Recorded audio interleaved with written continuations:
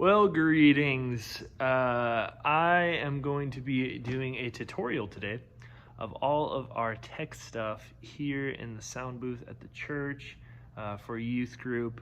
I'm going to be doing a rundown of every single thing that you need to know if you are a volunteer, of what to do while I am gone on vacation.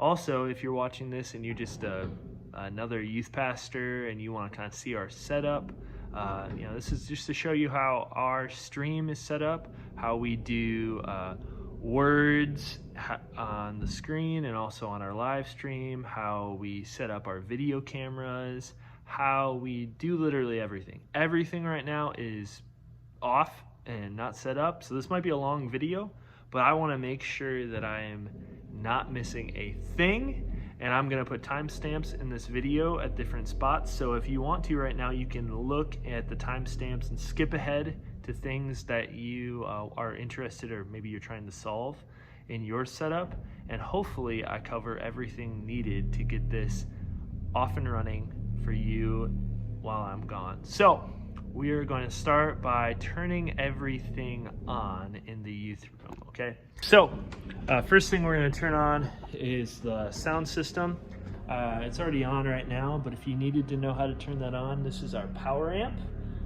There's a button right here that turns on and off our power amps. I heard that bounce.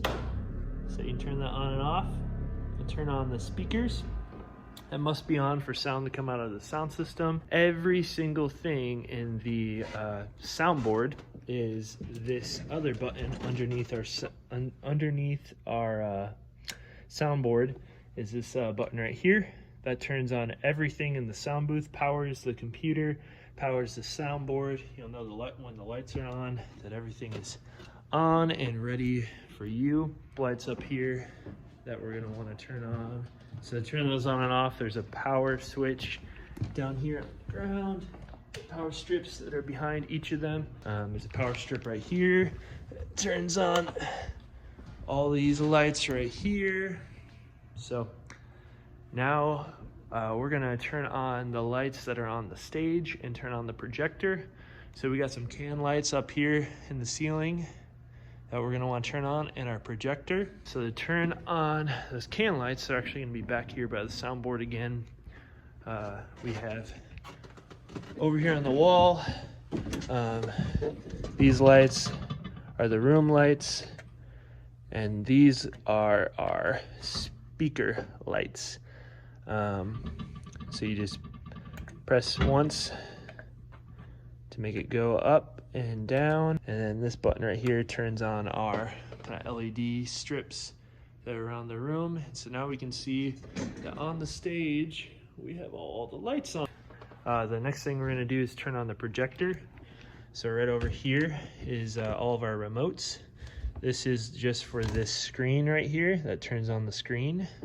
Sometimes when you're first turning on the computer, you turn on the computer by pressing this button right here in the back of this computer.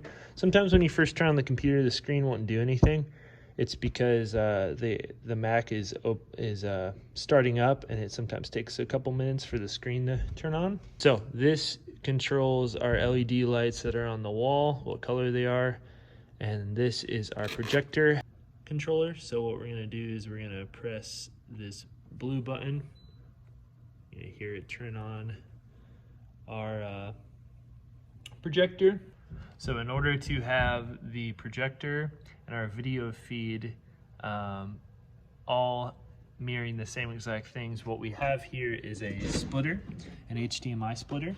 So in the computer right now, we have a couple things that are plugged in. We'll go over them. So right here, this mini display port is what is creating our display for the Mac that runs our Propresenter. And then we have this black cable coming out of the HDMI port, which is going into our HDMI splitter, which one cable is going to the projector, one cable is going to our video feed, which we'll talk about a little bit later in number 4 of our A10 Mini. So this splitter is what powers so that what is on the projector is also what's being shown in our video feed for overlays and videos coming out of Propresenter on this computer right here. So you want to make sure if it's one of those is not working, to check this splitter. It looks like right now that the splitter might actually have come unplugged. Yeah, it's totally unplugged. So now you can see that all the blue lights are on. That means that it is indeed getting the feed from the computer and sending it and mirroring that feed to the projector and to our video feed. So there's an important step that needs to take place in order to get our video feed to work on the projector, and that step is hitting down below here our HDMI splitter. I don't know if you can see that. Right down there, this little red button, and there's some green lights. And so you're gonna wanna make sure that this is on HDMI 2. It currently is on HDMI 2, but if it wasn't, there's a first button right here. It says switch underneath it. You're gonna click that until you see the green light go under number 2. And that is what we want, because that's going to correctly send to our projector. As you can see that the corner of the projector is not in the right spot. So what we're gonna do is we're gonna grab our remote. We're gonna press menu. We're gonna go down to settings. We're gonna click keystone and HV keystone. And then for some reason this just keeps automatically adjusting itself, so if it looks off, there's a V keystone and an H keystone. We want both of those to be at 0. And now you can see that it's fitting to the right spot in the corner of the screens, and it's filling up the whole entire thing. Press menu to exit. Okay, so we're gonna open up Propresenter on this computer. It's down here at the bottom. We are going to want to make sure that we get all of the displays right first of all. That's pretty important, pretty key. So you'll notice that when I finally get this up and running, that the projector has now gone black, which is what we want, because that is what the display output is doing right now. It's a black screen.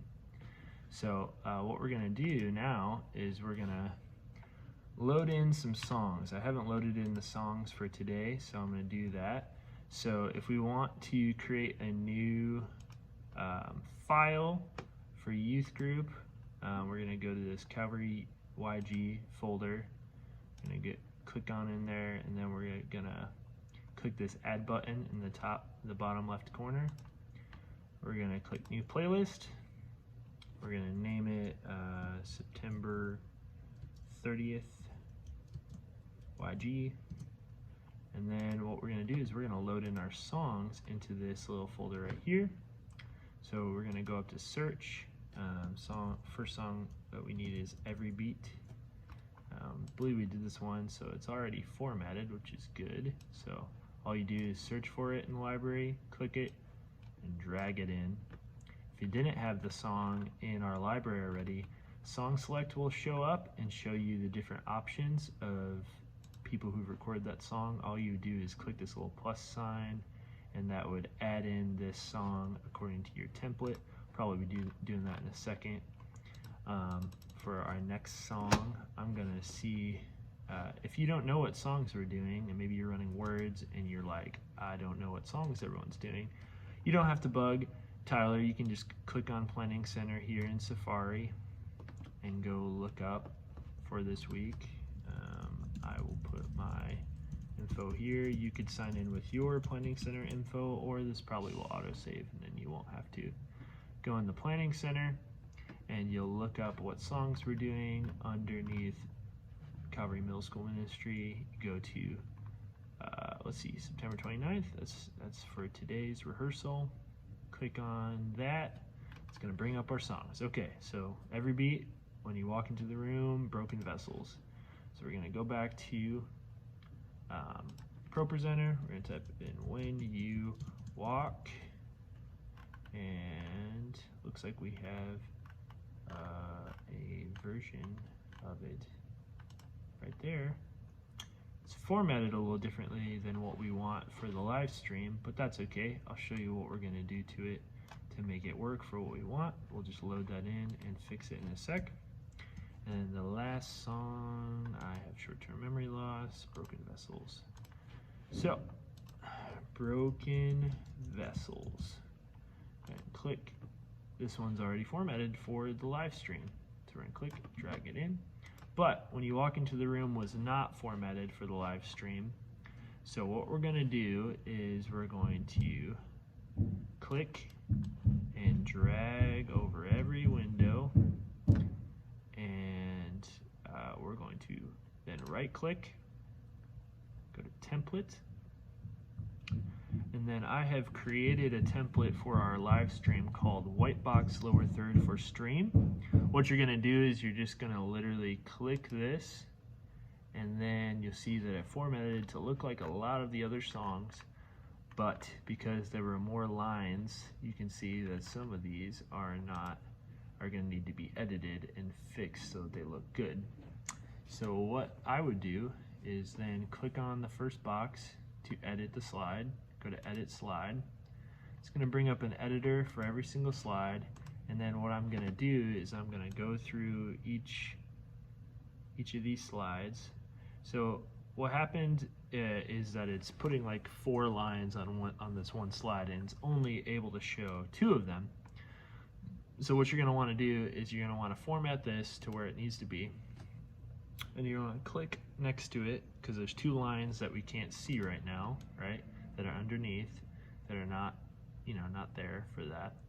So what you're going to do is you're going to then Option Enter, and what that did was it took those 2 lines and sent them down to a new slide. See? So we'll go back up and reformat the one that we were just editing because it kind of gets funky sometimes when you click that enter.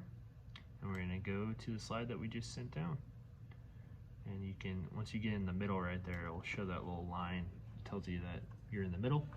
So we're going to go through every single line of the song and format that.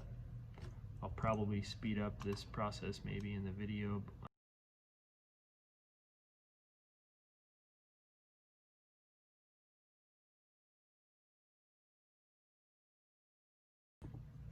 So now that we formatted everything, just a couple notes. Since we've been doing live streaming, we don't want to have any motion backgrounds, so you can, in this editor view, you can delete those.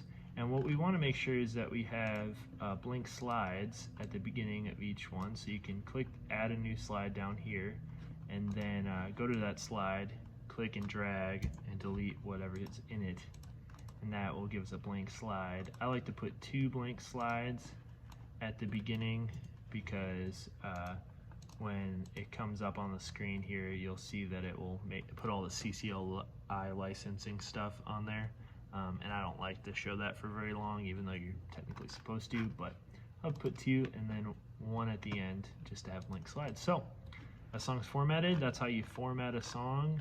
If there was a new song, like I said, you would search for it and song select if it isn't in our library, and you would load it in just like by clicking this little plus symbol there. And then what it would do is it would ask you, it would already be ready for the template that I put as our default, which is the white box lower stream. You click import, and that's how you'd import it, and it would show up just like all of these, and you do the same thing. You would run through and check through it, make sure it's all good. So there's all of our songs. Now what we're going to do is I'm going to show you how to add Bible verses. So from previous weeks, we're doing a new series this week, and so there would be like a motion background or something like that, but for the sake of the video, I'll just show you a very basic Bible verse and how to do the Bible verse. Very simple. What you're going to do is you're going to click up here, new. You're going to create a new presentation file. We're going to call this Everyday Faith Week 1. And then we're going to just make it default, which should just be like text in the middle. click New. We're gonna click up here to add the Bible verse. I have the NIV Bible already loaded in here. And all you do is type in, I don't remember my verses for this weekend, so we'll just do John 3:16. Type in the verse, click this, right click on this, copy, right click, paste. And then you can delete this blank slide. And that's it. And then if you wanted to format this differently, you could do whatever you want to it.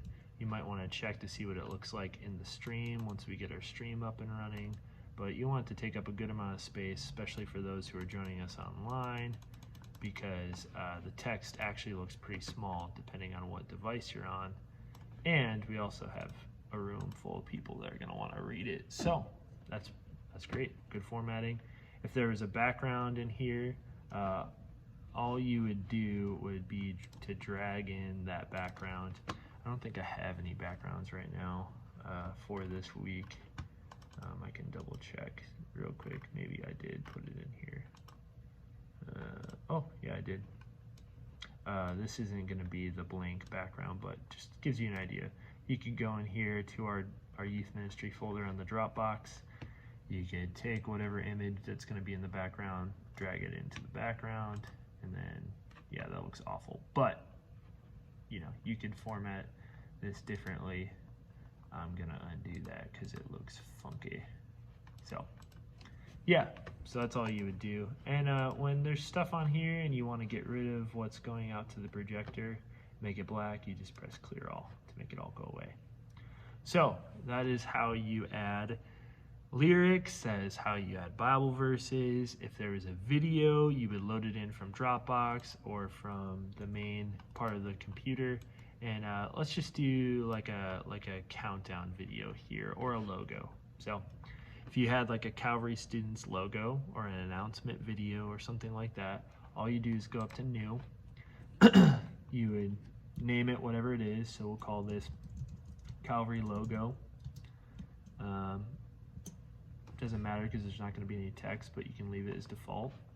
And then you go to on the desktop over here, or whatever you want to move in, or into whatever folder. You take it, drag it over, and ta-da, puts it on there for you. So pretty easy way to add in a logo. You could have also went to File, Import File, and found it anywhere on your computer, clicked on it, and imported it that way. But I find this way to be a lot easier. And then you just drag it into your little playlist.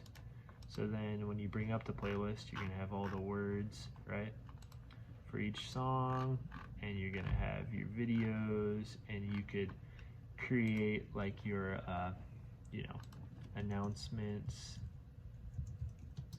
September 30th, and load in any video announcements that we might have for the week.